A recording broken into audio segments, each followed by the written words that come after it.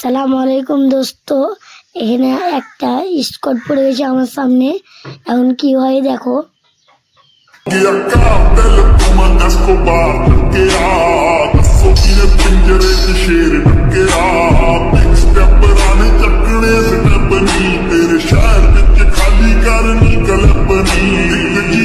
खड़ी मेरी थाने दे बिच बदले ते मैं दो लेना नी मैं डाकू एक नंबर था जेरी चीज पे आखे खो लेना नी मैं डाकू एक नंबर था जेरी चीज पे आखे खो लेना